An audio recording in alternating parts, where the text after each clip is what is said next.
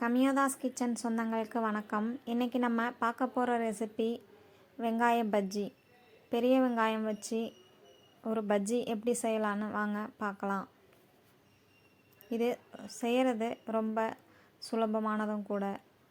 வெங்காய பஜ்ஜி மட்டும் இல்லாமல் இன்றைக்கி நம்ம சூப்பரான ஒரு இஞ்சி டீயும் பார்க்க போகிறோம்.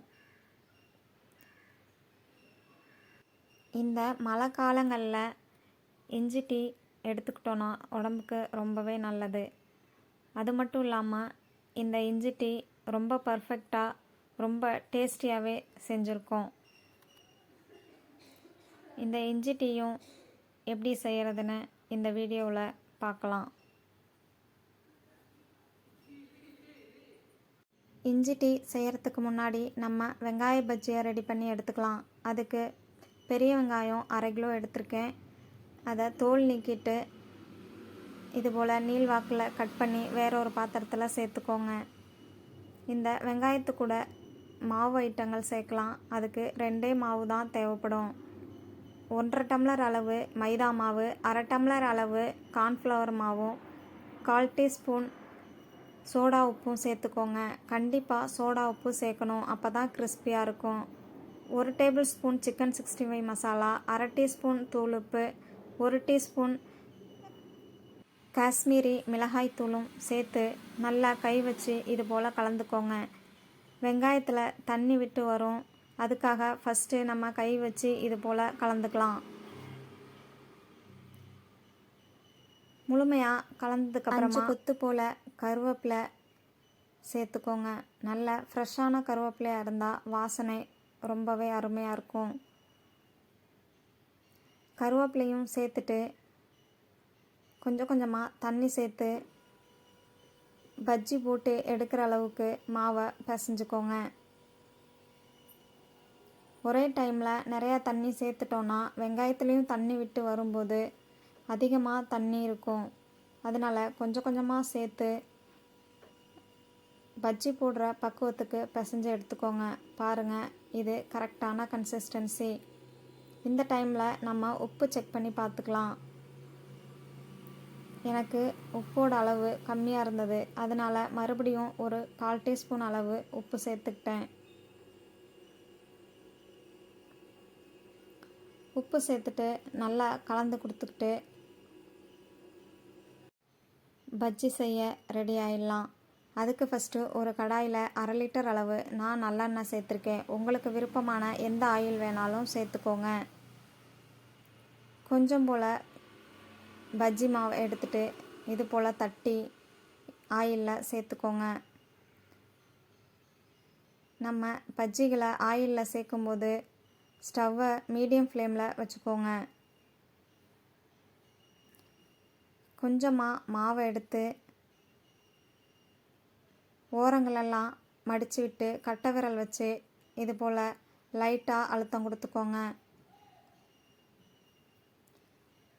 நம்ம நீள்வாக்கில் கட் பண்ணியிருக்கிறதுனால இந்த வெங்காய பஜ்ஜி சேஃப் கிடைக்காது.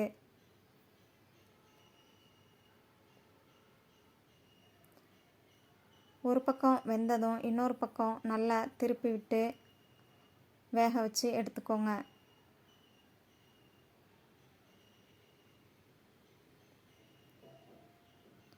நல்லா திருப்பி திருப்பி விட்டு வேக வச்சு எடுத்துக்கலாம்.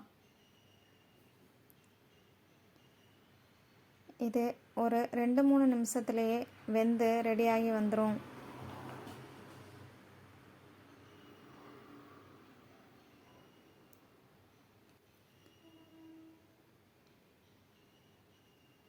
நல்லா திருப்பி திருப்பி விட்டு வேக வச்சு எடுத்துக்கோங்க.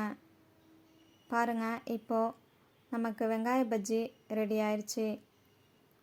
நல்லா கிறிஸ்பியாக மொறுமொறுன்னு டேஸ்டியாக ரெடியாகி வந்திருக்கு. நமக்கு டீ கடைகளில் கிடைக்கக்கூடிய அதே டேஸ்ட்லேயே இருக்கும் இந்த வெங்காய பஜ்ஜி.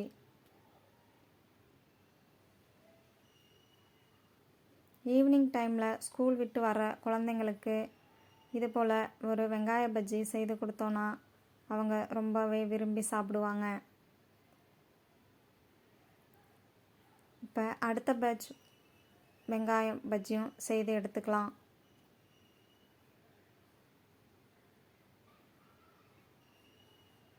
எனக்கு 1/2 கிலோ வெங்காயத்துக்கு 22 பஜ்ஜி கிடச்சிச்சு. உங்களுக்கு தேவைப்பட்டால் அதிகமாகவோ கம்மியாகவோ செய்து எடுத்துக்கோங்க. இப்போ அடுத்த பேட்ச் வெங்காய பஜ்ஜியும் ரெடி ஆயிடுச்சு.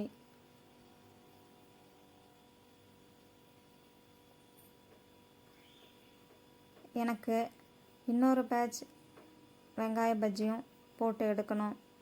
அது போட்டு எடுக்கிற கேப்பில் நம்ம இஞ்சி டீ ரெடி பண்ணிடலாம். அதுக்கு நான் 1/2 லிட்டர் அளவு பால் எடுத்து ஒரு பாத்திரத்தில் சேர்த்துட்டு ஸ்டவ்வை ஆன் பண்ணியிருக்கேன்.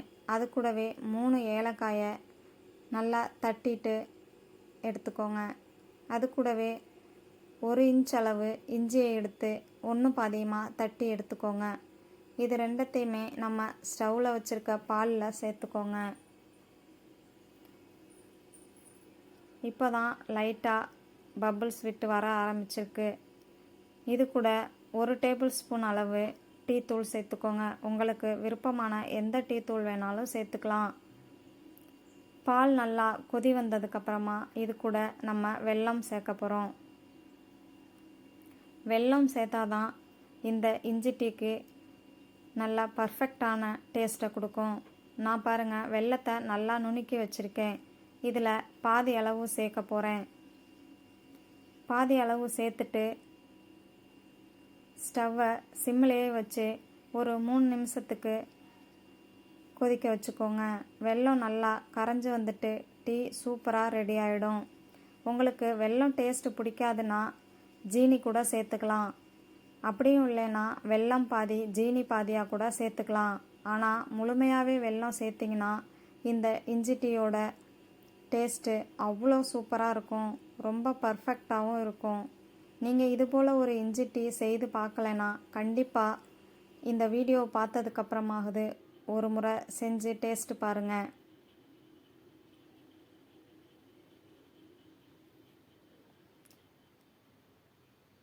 எவ்வளோ திக்காக எவ்வளோ சுட சுட சூப்பராக இருக்குன்னு பாருங்கள். இந்த இஞ்சி டீ நீங்கள் கண்டிப்பாக ஒரு முறை ட்ரை பண்ணணும். இப்போது வெங்காய பஜ்ஜிக்கு சைடிஷாக நான் தேங்காய் சட்னி வச்சுருக்கேன். இந்த தேங்காய் சட்னி கூட இந்த வெங்காய பஜ்ஜி செஞ்சு சாப்பிட்றதுக்கு ரொம்ப சூப்பராக இருந்தது.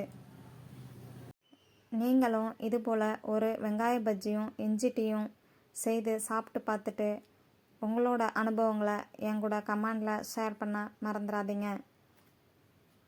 தேங்க்யூ.